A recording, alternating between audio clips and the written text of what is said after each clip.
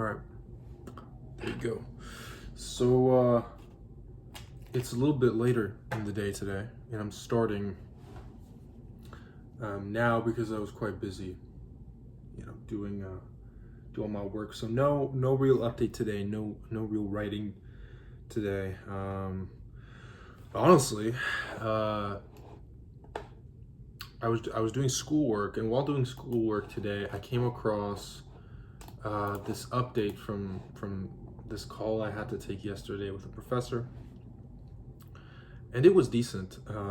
I think I just want to talk about this because it's interesting. It's this kind of portfolio that we have to create in this class. Um, about us and our like writing, what we want to do, like what we want to show off for future employers or an audience or all these things, right? And well, I think it can be a useful tool, document, you can put on your website. All these things is what I realized was you're trying to sell yourself, right? That's the whole point. You're trying to sell yourself. You're trying to show people your particular way. And the prof in question, really helpful prof over these years, he did say something that I thought was maybe, I don't know. I feel like it's not necessarily him saying it. It's like the school. It's kind of society. Society. It's like you're trying to fit yourself into a box. You're trying to be right. So I actually I had read the assignment wrong or assumed it was, so I had there was some work, for example. I'll point out one part of this portfolio because it's kind of important to talk about, where one part of the portfolio is choosing particular skills that you want to present, and particular pieces that you've worked on. I took it wrong. I thought that it had to be pieces from school, but it can be pieces in general. And it could be half and half for me specifically, because I wanted to have half something for employers to see my skills that I have, and something else for an audience, right? So, but he said kind of lean into one thing. And the general portfolio, I think, was you were meant to lean into one thing to really show one particular skill you're good at, one kind of niche thing. And it's not good to have too many different things because it might be confusing for people. But that's the one thing I want to show off, though, is how many different things I am interested in, and how I don't really want to be put into a box, to be honest.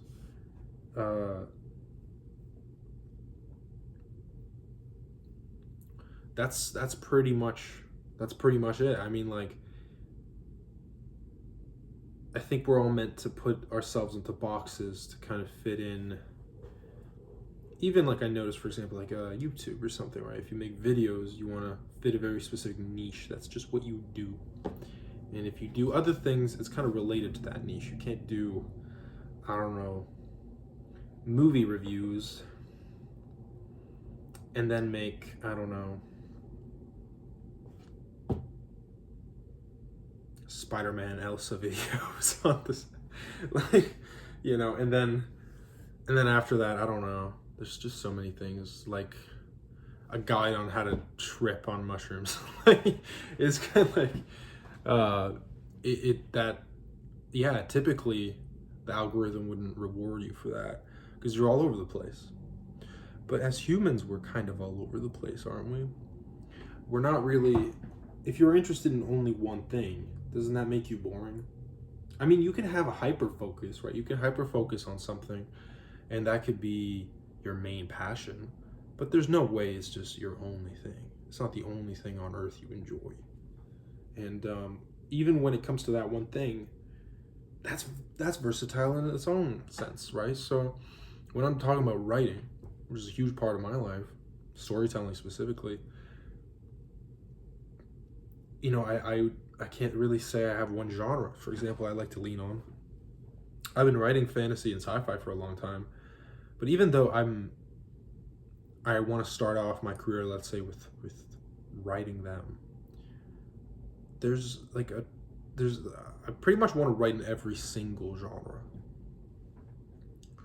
uh, and I mean that, you know, maybe not romance per se, like, but still, like, romance is definitely like a there's always a romantic subplot in every single one of my books, for example, right? Because that's just like an important part of life, and yeah, I want to write about everything because like I'm pretty much interested in everything. I want to write historical fiction. I want to write literary contemporary fiction, but also maybe literary historical fiction. I want to write horror, or at least incorporate horror into something. You know, I want to write westerns. You know, there's like a million other little niche things I'd like to do too, right?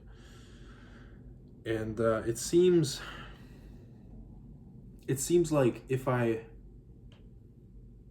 were to mix a bunch of genres together in this kind of portfolio, it wouldn't be well received. If I did, let's say, horror, sci-fi horror, and then, you know, satirical crime, and then on top of that, like, romance. It's jarring, but I think that's what I want. And then in a way, we're not necessarily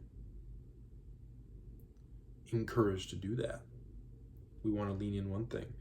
And when it comes to uh, employment, on the other hand, and trying to kind of make a good resume or examples of works you've done, it has to be very leaning into one thing. But then again, don't you want to be versatile so you can be open to a variety of different employers in that sense, a variety of different jobs? You know, it doesn't always have to be research. That's one thing I think I'd be interested in when it comes to some scientific things, right?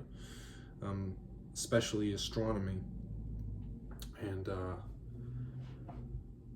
yeah, but then again, some history stuff would be interesting. Maybe other like movie reviews, right? All these different things. I think there it's such a I have such a spectrum of interests that it doesn't really make sense for me to just choose a theme. Even I think the theme is everything, you know, being human. And I don't think I guess society doesn't really reward us specifically, like, economically, like, and I don't want to just say capitalism. Everyone blames capitalism, but I guess, and I wouldn't even say capitalism would benefit from this. I think capitalism would benefit from versatility, right? Finding that niche in every market.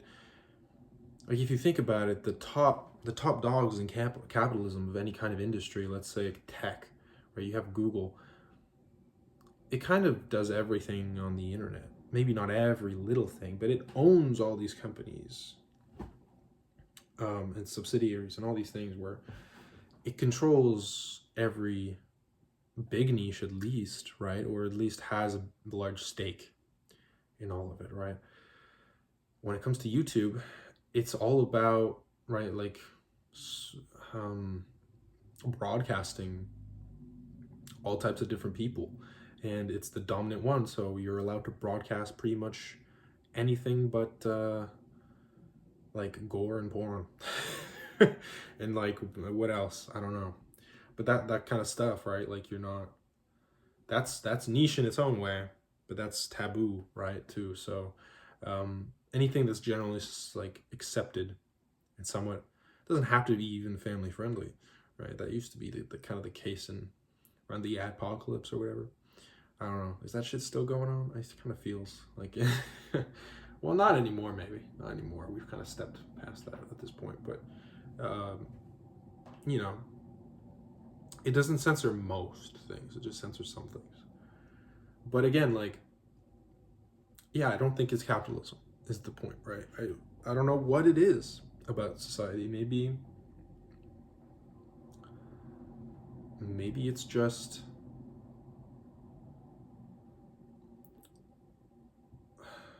it could be part of it though, because on an individual level, right?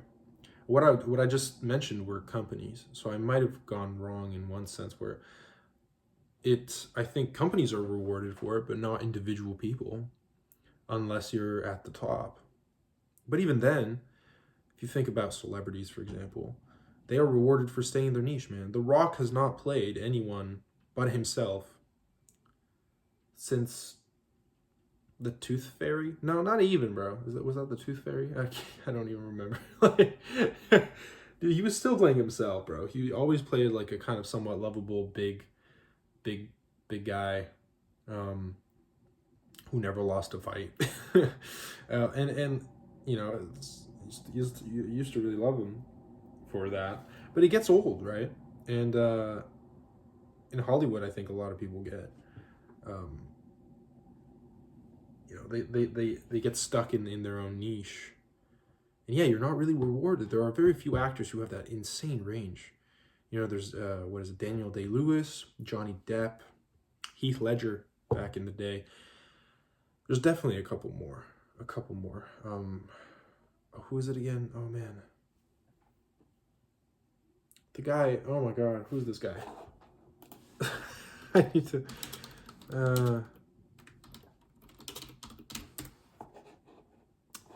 What?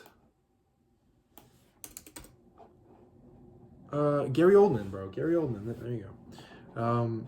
Yeah. So there's a lot of actors who do get rewarded for this versatility, but this. I mean, I say a lot, but it's still a rare. It's still a rare occurrence, and the most, by far, are encouraged to stay in a lane, stay in an archetype. And I think this goes for a lot of industries when it comes to individuals, when it comes to people. For some reason, because it's safe, right? I guess maybe that's safe, but is it? Because you get tired of it, right? And people change their minds. People change their minds. People change. And when you change and you're forced to stay this archetype, there's that cognitive dissonance in a way, right? Where you're kind of lying. You're lying. You're kind of lying. And I don't want to do one thing forever, right? And of course, I don't know if this is necessarily, like, I don't think my prof specifically, I don't think he's telling me, oh yeah, for sure, just do that, exactly that for the rest of your life. I don't think he's telling me that. But it's the vibe I got from the assignment, and it reminded me of the greater kind of problem I feel with creativity, perhaps, where you are forced to stay in your lane, and there's not much of a lane to begin with, because everything is oversaturated, man. And if I were, let's say, because I'm working on sci-fi and fantasy right now, those are very saturated genres. I am not lying. I'm not, like, it's quite popular, right? And so most people who want to write are going to write in those because it's comfortable. They're, you know, societally everyone really likes it. Not everyone really, but a lot of people, right? It's just popular, so most people like it. And most people who want to write that. And there are people who love it, like they're obsessed, and they'll probably remain obsessed. And if you want to stay in your lane, or stay in a lane, I wouldn't say your lane, because I think anyone should be free to cross over whenever. But if you want to stay in a lane, that's fine. But if you don't, I think that should be encouraged too. There's a lot of things I'd want to experiment with, right? I would like to write some children's books as well, because I feel like those would be stories I would appreciate when I was a kid. And honestly, I'm noticing there are probably, I mean, I think I have some interesting stories which I could share with kids, you know, Gen Alpha, Gen Beta, all the generations coming up, which, you know, I think those stories could engage them in an age of technology, you know, that, and they might not really enjoy even kids books from that I used to enjoy, or you know, older generations would enjoy, because time change, you know, the taste in these forms of entertainment changes too. So yeah, I'd want to expand to all these different places. I want to write films too, and that's changed. My plans for that have changed quite a lot over the years, film wise, right? And but with that, like, yeah, I'd like to write pretty much every genre of film, right? Because I think I would have something interesting to add to all of it, right? Because when you watch films, you don't usually just watch one genre, right? Very few people I know actually enjoy just one thing and one thing alone. So why should I create one thing and one thing alone, right? Yeah. So I don't know. I feel like this assignment kind of proves this paradigm in just the greater kind of collective of creativity, and maybe in other sectors too, to be honest. Like, I'm not saying, you know, but then creativity is just, it's such a, I say creativity because it's such a broad kind of, like, I don't know, topic, word. So yeah, but that's my 2 cents, my 17 cents, it seems, 17 minutes so far. But yeah, so no update for today, just a little rant, because it was interesting to me, and something something that's been apparent to me for a while, you know. So that's the video. Yeah. All right, well, damn, I never say this, like and subscribe and all that jazz, comment, do that. Yeah. But and if not, I won't give you these sesame snaps. If you do, I will. They're only 69 cents plus tax, so like, and I'll give them. If not, you die.